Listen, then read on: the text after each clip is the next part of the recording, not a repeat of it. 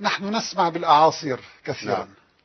أعاصير كثيرة موجودة، ولكن هناك إعصار لفت انتباه العلماء كثيرا، وهو أسموه إعصار النار.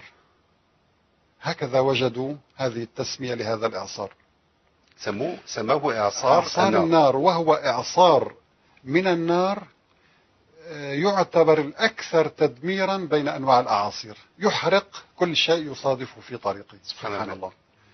وأول مرة حدث هذا الإعصار أو استطاعوا توثيقه علميا في عام 2003 فقط، ولكن لم يسمونه إعصار النار، شاهدوه ولكن اعتبروه ظاهرة عادية. نعم. في عام 2010 ضرب إعصار النار في البرازيل، وأيضا لم يلفت انتباههم كثيرا، ولكن عندما تكرر هذه السنة في عام 2013 سبحان الله بدأوا يهتموا بهذه الظاهرة، وصوروها بالأقمار الاصطناعية وبالكاميرات الدقيقة ودرسوها، واعتبروا أن هذا الإعصار من أغرب الظواهر الكونية على الأرض.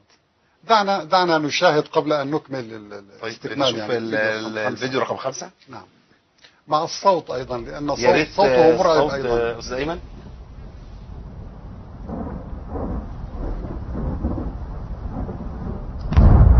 سبحان الملك. انظر كيف يلتف بسرعة هائلة ويحرق أي شيء يصادفه في طريقه. يعني من أعنف أنواع الأعاصير إعصار النار. ده تصوير طبيعي، ده تصوير طبيعي. طبعا هذا في أستراليا حدث. نعم.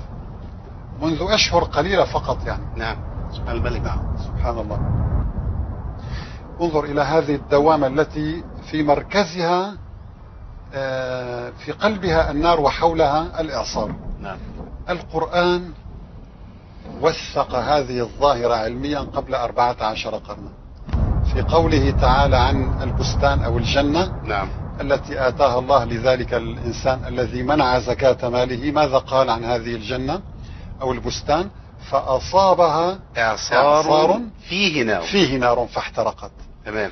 وبالفعل اكتشف العلماء أن هذا الإعصار ليس إعصار النار، يعني لا ينتج بسبب النار، بل هو إعصار عادي ودخلت فيه النار نتيجة احتراق الغابة. وده تشبيه القرآن بالفعل. تشبيه قرآني بل وصف، ليس تشبيه. نعم. وصف. نعم. قرآني دقيق جدا لحقيقة هذا الإعصار.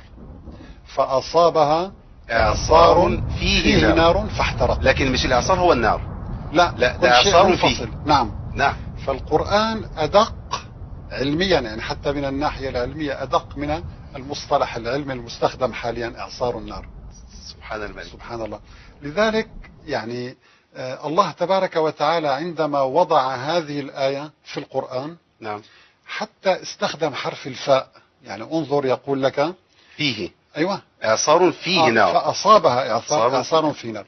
يقول لك قبل، يعني في بداية الآية، عن رجل آتاه الله جنة، نعم، من نخيل وأعناب تجري من تحتها الأنهار. نعم.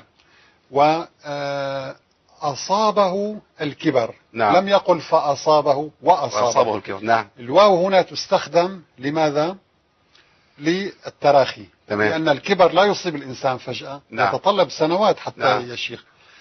ولكن قال لك عندما فأصابها إعصار. ويقول العلماء إن هذا الإعصار يأتي بشكل مفاجئ. دعنا نعيد الفيديو معلش مرة أخرى لكي نعلق. مخرجنا الجميل. نعم. دايما يعيد.